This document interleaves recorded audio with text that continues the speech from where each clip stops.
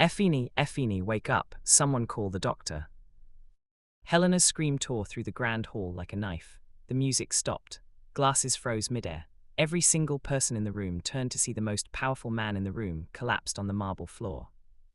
This was not supposed to happen. Not tonight. Not at Epheani Oak's mansion where everything was always perfect, always controlled, always abundant. But there he was, the great Odegu, the billionaire, the philanthropist, the man who had sent 50 children to university, the man who built hospitals, trained thousands, and fed entire communities. Lying motionless on the floor. And in that moment, everything was about to change. Because Epheani Oak was not dying. He was testing them. 3 weeks earlier, Epheani sat alone in his study, staring at the television screen. The news anchor's voice was somber. Tragedy struck the business community today as renowned philanthropist Chief Amaechi took his own life. Chief Amaechi, known for his generosity and support of countless individuals and organizations, was found dead in his home this morning. Epheani leaned forward. The anchor continued. Sources say Chief Amaechi's shipping business suffered catastrophic losses when 3 of his cargo vessels sank in the Atlantic Ocean.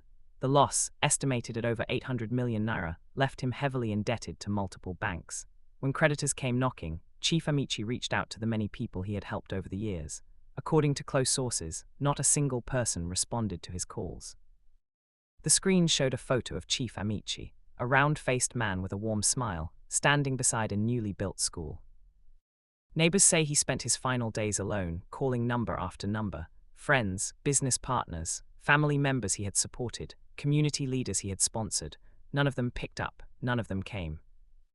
The anchor's voice dropped. Unable to bear the weight of betrayal and financial ruin, Chief Amaechi ended his life 2 nights ago. He was 56 years old. Epheani sat back in his leather chair, his chest tight. He knew Amaechi, not personally but by reputation. The man was legendary in the East, a giver, a builder, a man who never said no. Just like him. Epheani looked around his study. Awards lined the walls. Framed photos of him handing over keys to houses, cutting ribbons at schools, presenting scholarships to students. His entire life was built on giving. But a question crept into his mind, cold and unsettling. If something happened to me, would they come? He thought about Helena, his fiancée, beautiful, glamorous Helena who traveled to Paris every other month. Helena whose shopping bills he paid without question. Helena who had never worked a day since they met.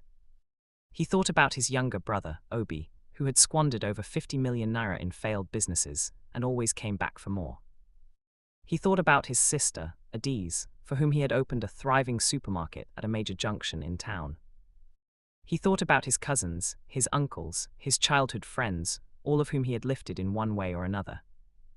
And for the first time in his life, Epheani wondered, do they love me, or do they love what I can give them? The question haunted him for days. He barely slept, he picked at his food. Helena noticed. Baby, what's wrong? She asked one evening, scrolling through her phone as they sat in the living room. Nothing, Epheani replied. But it was not nothing. It was everything. 1 week later, Epheani made a decision. He called Dr. Madu, his personal physician, to his house.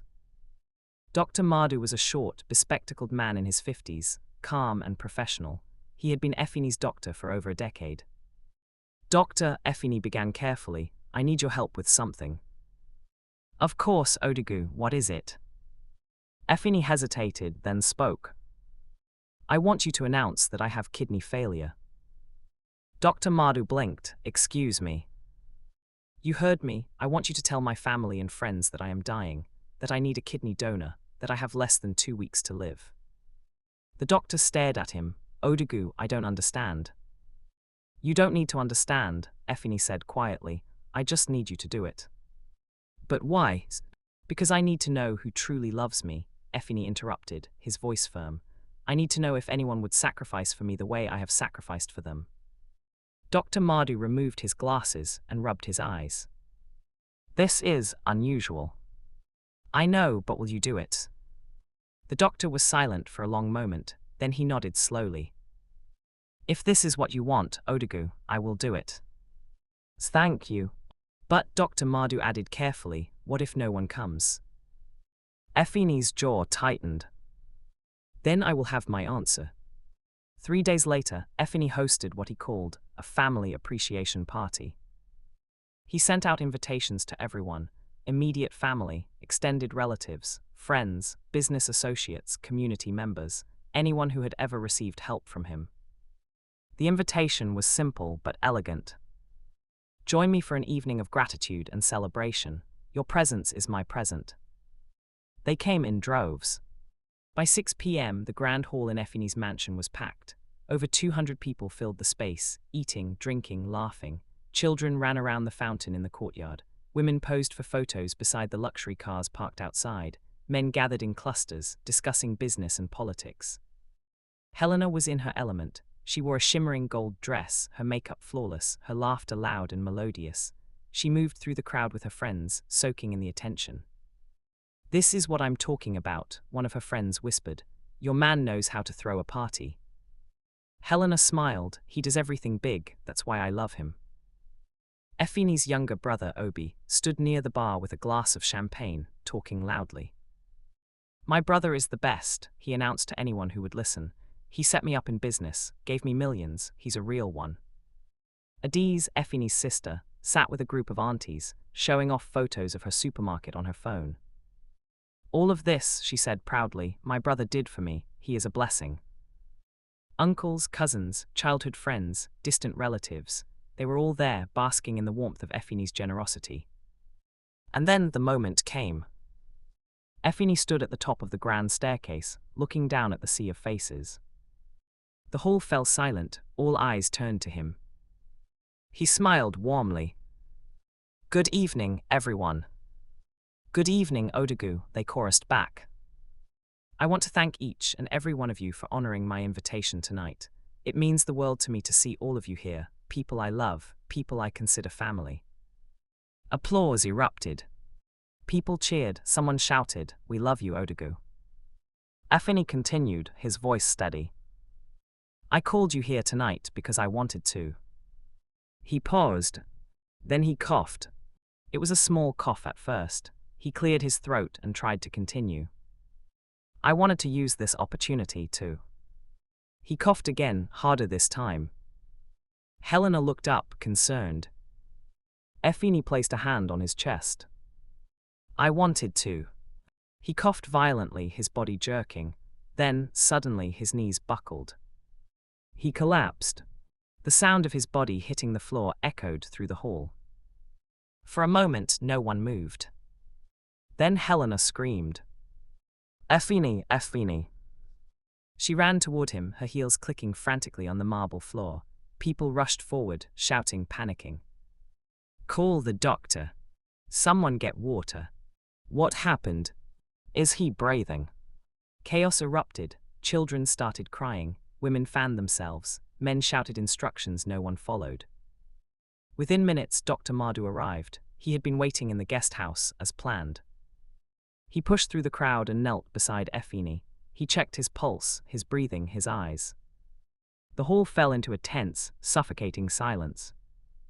Dr. Mardu stood slowly and faced the crowd. "Everyone, please," he said, raising his hands. "I need you to remain calm." "What is wrong with him?" Helena cried, tears streaming down her face.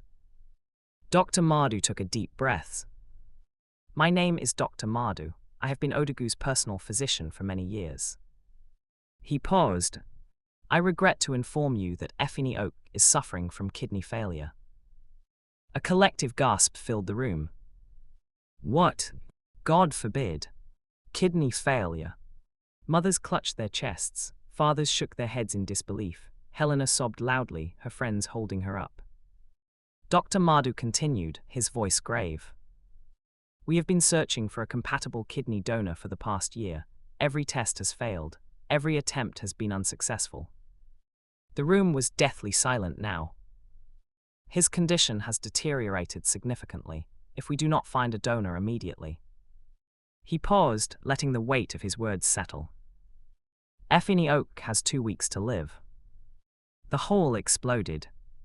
Women screamed, men cursed. Children looked around in confusion, not understanding why the adults were so upset. Helena collapsed into a chair, her body shaking with sobs.